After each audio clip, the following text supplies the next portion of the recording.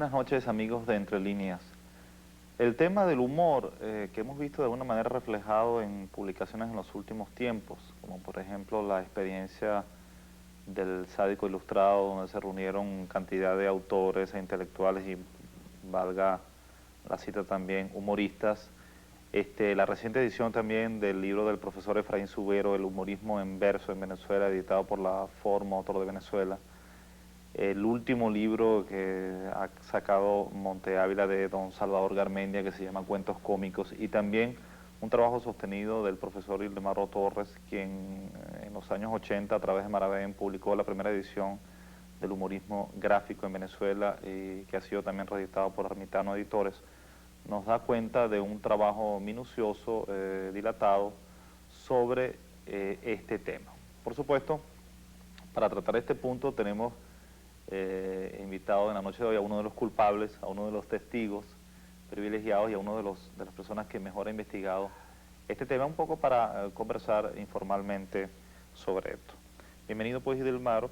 La primera pregunta, por supuesto, en torno haciendo un poco seguimiento a lo que yo decía, es si a tu parecer podríamos hablar de una pequeña tradición del humorismo en Venezuela. ¿Cuáles son las vetas que ha tomado este humorismo y cómo definirías tú el momento que estamos viviendo?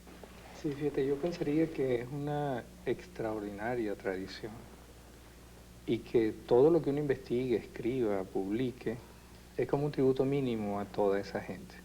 Cuando uno revisa esa historia, y no solo lo que terminó siendo publicado en su época, sino incluso los dibujos que circulaban clandestinamente, ya eso habla de un grupo humano con un sentido particular de la broma, con agudeza para juzgar situaciones ya desde antes. Y bueno, esa revisión lleva a conocer cantidad de dibujantes, cantidad de escritores, unos en verso, unos en prosa, que conforman realmente una tradición y una historia así, del humor entre nosotros. Tanto que quien se meta a trabajar en ese campo, oye, termina siendo como el gran beneficiario, es mi caso, en el plano del disfrute, en el plano de lo que se le revela a uno, porque a través de ese humor uno llega a conocer las variaciones o el desarrollo, o la reiteración de tradiciones, costumbres, modas, arquitecturas, usos de las cosas y un poco la historia de las ciudades. ¿Tú crees que esa tradición se ha reflejado a nivel editorial? Es decir, toda la gran manifestación que hay tiene, digamos, un seguimiento editorial acorde, o crees que todavía es mucho lo que se puede hacer a nivel de investigación y eso? Pienso que es mucho lo que se puede hacer. A título personal, a medida que me fui metiendo en eso, que responde a un viejo gusto desde que era estudiante pues, de bachillerato, y gracias a la circunstancia afortunada de haber conocido a Aquiles de cerca, que significaba conocer a través de él, bueno, Jopín, Leo y todo ese conjunto de grandes creadores en humor. Pero he sido testigo igualmente de cómo el humor, como hecho creativo, no siempre ha sido entendido ni justipreciado. Hemos asistido, en plural, ambos hemos asistido, a ese fenómeno como lectores, en el sentido de que había durante una época una especie de actitud vergonzante acerca del humor. Zapata, a quien debemos mucho en ese sentido, muestra cómo un gran artista plástico puede, por convicción y haciéndolo con una gran calidad plástica, incursionar en el humor.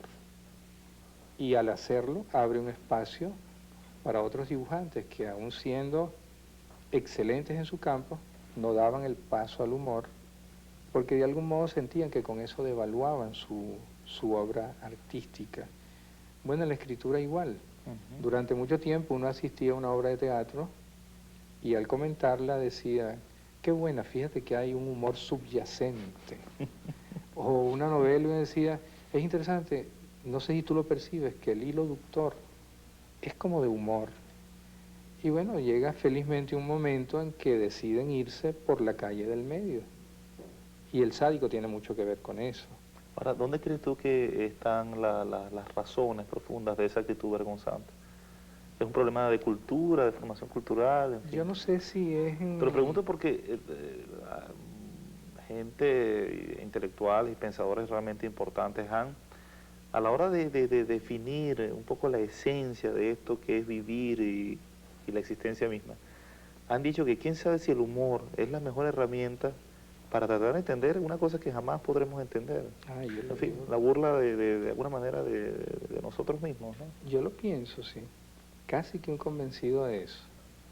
Casi que un militante sectario de eso, en el sentido que, incluso sí, en la convivencia social, quien busca impresionarme, por ejemplo, en la conversación con citas de Kierkegaard, de Freud, soltándome un latinazgo y tal, me deja un poco impasible, como que me fijo más qué ríen, qué instrumentos usan para provocar la risa, qué les provoca a ellos mismos hilaridad. Porque he terminado por entender ese humor así jerarquizado, y jerarquizado no quiere decir no popular, quizá al contrario. Claro. Ese humor así jerarquizado, bueno, me parece que bien merece el espacio que ha conquistado, bien merece el que uno sea su lector, ojalá un día su televidente, etc. La explicación, que no la tengo, se me ocurre una, puede ser esa necesidad de ocupar un espacio social, justificando un papel, dentro de una sociedad en la cual las cosas hasta cierto punto están como bien etiquetadas. Un intelectual es, 2 puntos.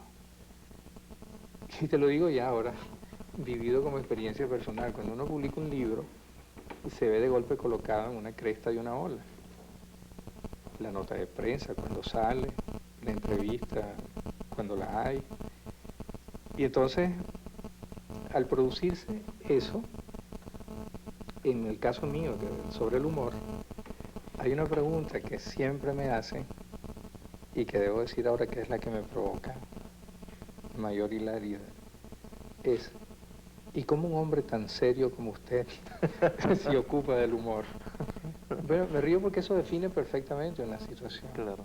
El que una persona sea un médico, sea un profesor universitario, o use corbata y anteojos, y hasta tenga el entrecejo a veces marcado, ¿cómo puede ocuparse del humor en vez de hacerlo de cosas serias, trascendentes?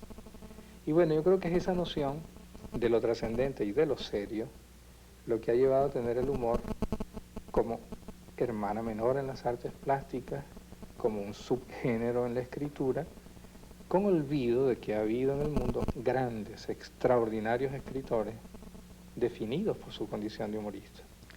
Mencionábamos en un comienzo la existencia de otros protagonistas fundamentales junto con nuestro invitado de esta noche, Ildemaro Torres, en la fijación y en el desarrollo de este importante tema. Veamos un pequeño reportaje sobre personalidades también ligadas a este problema. Creo que la caricatura, es decir, que el dibujo humorístico, porque también a veces se habla de caricatura y se habla de dibujo humorístico uniendo los dos conceptos en uno solo erróneamente o separándolos también erróneamente, porque resulta que este es un terreno tan resbaladizo que en un extremo o en el otro que uno se coloque puede incurrir perfectamente en el error. Es más, este es el terreno del error porque este es el terreno del humor y en el humor no hay nada que tenga nada que ver con lo científico y con lo acertado. Siempre estaremos equivocados cuando estemos hablando de humor y, por esa misma razón, y lanzado yo en el campo de la equivocación, voy a hablar también sobre eso y lo que para mí es el humor, lo que para mí es el dibujo humorístico, para mí es el humorismo gráfico, para mí es la caricatura, como se quiera llamar.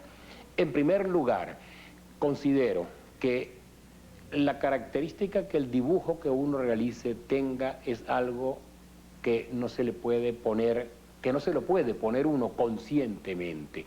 Uno no puede hacer humor gráfico de una manera consciente. Uno dibuja y luego se encuentra con la sorpresa de que la gente encuentra, si se quiere, divertidísimo lo que uno dibujó, pero en ningún momento uno pensaba que era divertido, sino que era igualito a lo que uno estaba viendo. El primer sorprendido es el propio autor, tanto al dibujar como al hablar.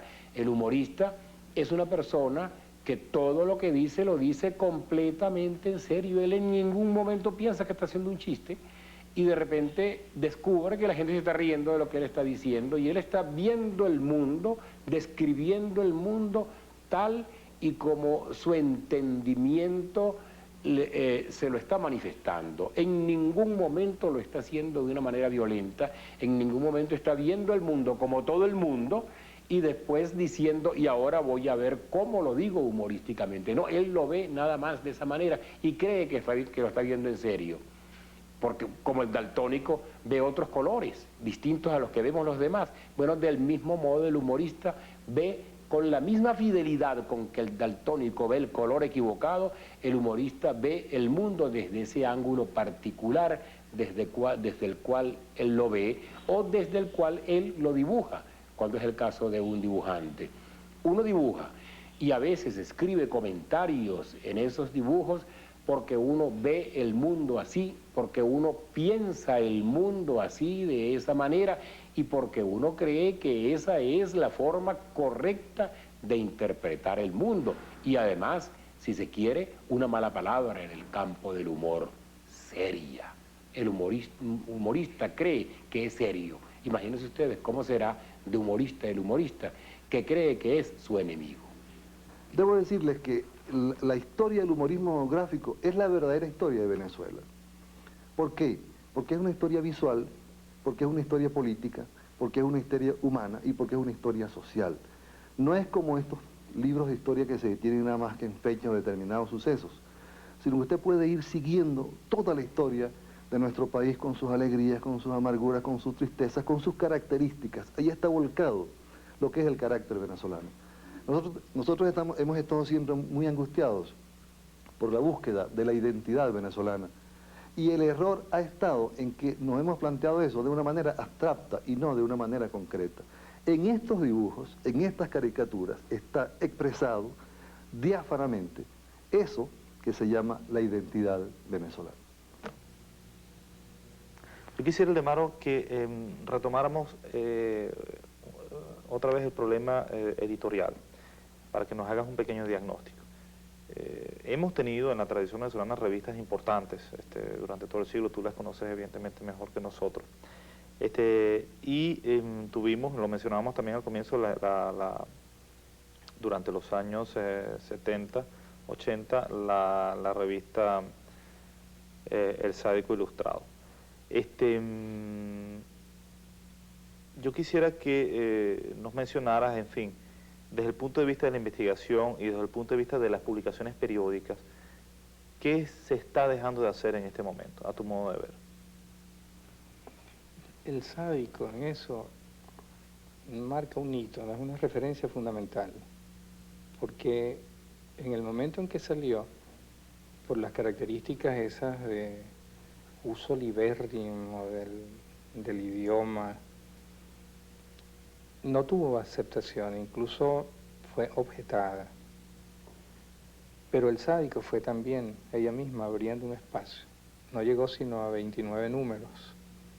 Pero como dijo alguien, nunca antes ninguna publicación venezolana tuvo y tiene tantos dolientes al desaparecer, más que solidarios cuando existía, tantos dolientes al desaparecer como El Sádico Ilustrado.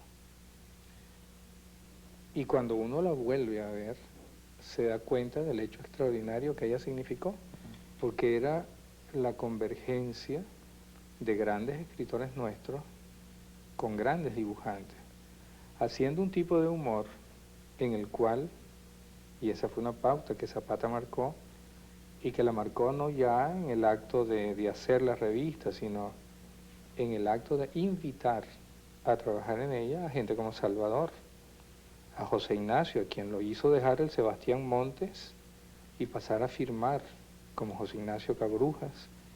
Y bueno, Ludovico colaboraba allí, por supuesto Roberto Hernández Montoya, y gente de fuera. Es decir, en ese momento la invitación misma era la garantía al invitado de cuán libre iba a ser en lo que escribiera para la revista. De manera que esa revista era no solo la convergencia de gente que escribe bien y gente que dibuja bien, sino que eran ambos en ejercicio de una gran libertad creativa. Eso lo entendimos con retraso, como nos pasa con muchas otras cosas. Entonces, cuando escribí mi libro del humor gráfico, yo le pedí a 4 de esas personas que sé cómo les importa y les importaba el sádico, que me escribieran algo al respecto. José Ignacio, Salvador, Elisa, que justamente sus crónicas así extraordinarias, gratísimas, están recogidas en el Sádico Ilustrado. Y se da una situación muy particular ya de tipo personal, que Zapata, aparte de ser muy admirado por todos nosotros, es querido y respetado por esta gente porque le agradecen el haber abierto ese espacio. Claro. Porque muchos de ellos, incluso la misma Elisa, a pesar de sus crónicas ya de antes, sintió que allí era donde se sentía más estimulada. Por el hecho mismo que cuando entregaba sus crónicas, Zapata se las ilustraba. Y entonces ya esa era una relación que la hacía sentir honrada. Claro. Y bueno, te digo, me sigue pasando. Yo los encuaderné, los tengo. Y bueno, yo de vez en cuando los saco, les echo un vistazo. Como te pasa con tus libros de cabecera, que tú sacas, lees una página y los vuelves a guardar. ¿Por qué no nos hablas de tu trabajo de investigación personal? Es decir, después de un libro tan importante y fundamental como el humorismo gráfico en Venezuela, ¿qué otras cosas? No, bueno, fíjate, conmigo sucedió que cuando escribí primero sobre Zapata, fue porque por conocernos, por admirarlo, porque lo admiro profundamente, percibí, colecciono los zapatazos, los tengo todos, desde el primero hasta el último, así en tomos semestrales. Admito lo que de patológico puede haber en el asunto, pero bueno, cultivo la aberración. Entonces tengo todos mis tomos guardados. Pero entonces me di cuenta que para 1979 ya era una obra tan extensa, tan repartida en tantas publicaciones, que entonces decidí escribir como ese primer intento biográfico, como ese primer intento de sistematización. Porque me pareció que ya era tiempo de que alguien dijera, bueno, dibuja plumilla, dibuja lápiz, dibuja con esto. Dentro de sus dibujos usa como personajes viejitas, televisores, boxeadores, no sé cuánto.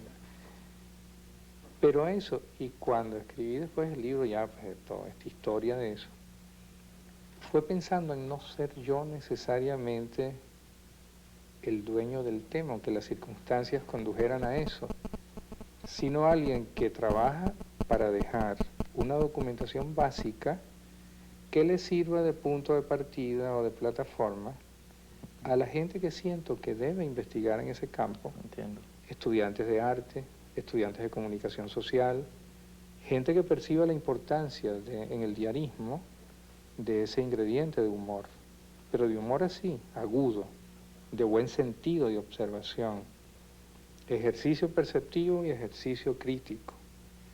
Y entonces yo sigo viendo humor, sigo atento a los periódicos, cuando tengo oportunidad de viajar, leo la prensa local y busco quién dibuja. En lo personal tengo amistad con todos ellos y me place muchísimo con la figura así de cada sitio porque somos amigos, pero yo no he seguido investigando como tal. Lo que he pasado a hacer, cosa que me place mucho, es un poco tutor en tesis, el entrevistado, el que está haciendo su tesis y quiere cubrir tal tema. Y me place porque es mi vínculo activo con la universidad además, en facultades distintas a la mía. Pero yo no he seguido investigando como tal, soy un lector.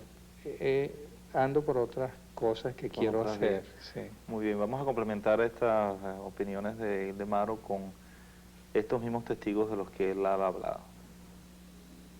Porque desde siempre el hombre ha tenido una idea como exagerada del mundo. Nunca se ha conformado con la fría descripción de la realidad o siempre ha querido, por medio de las palabras, por medio de las formas, por medio de los sonidos, transmitir una idea lo más cabal posible de lo que la realidad es, y para eso ha creído necesario incurrir en eso que algunas personas de ponderado entendimiento consideran una exageración. Personas de esas que, digamos, recientemente cuando hubo un eclipse que fue visto desde ciertos sitios del mundo, parcialmente también desde Caracas, a lo mejor algunas de estas personas agarraron y miraron a través de su cristal oscuro el sol, y cuando lo vieron convertido en una media luna, deben haber pensado, y eso era todo.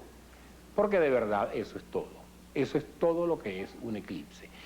Gente así necesita no mirar eclipses, sino caricaturas de eclipses, para que al ver el eclipse caricaturizado, entonces, de acuerdo con sus entendederas, les llegue en su verdadero nivel lo que el eclipse es.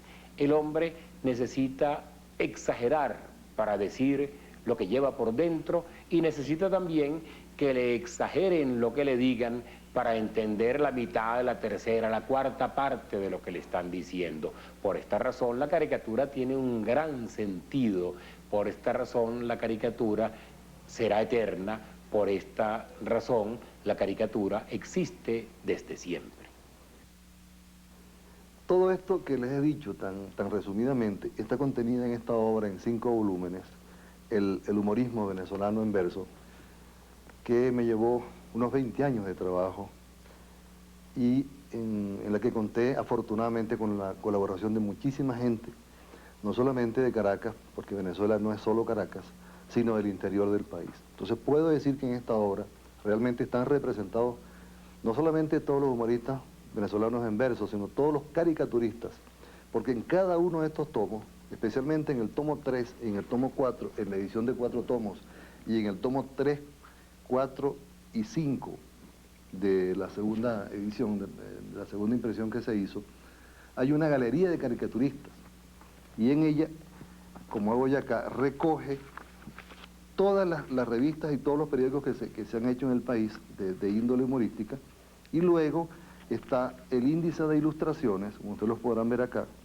Aquí hablo de los cartones de Sancho, Cosmos, Dominguito, el Diario de Caracas, el Faro, el Gallo Pelón, el Morrocoy Azul, y luego de la época actual, el Sádico Ilustrado, el Tocador de las Señoras, la última etapa de Fantoches, Gavilán Colorado, la Chispa Venezolana, Lengua Larga, la Pava Macha, la Zápara Panda, Martín Garabato y los Muñecos de Manuel. Esta obra tuvo afortunadamente una gran aceptación, a pesar de que ha circulado muy accidentadamente, y obtuvo el Premio Municipal de Literatura, mención e investigación literaria, en 1989.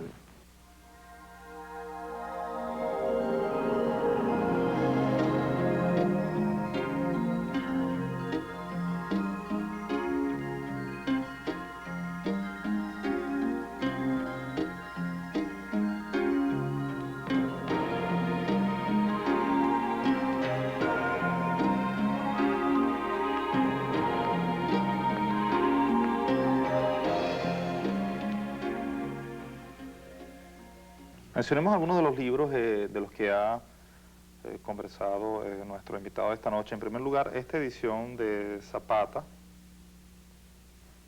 por supuesto, dado el caso de estudio lleno de ilustraciones de este fundamental humorista gráfico nuestro.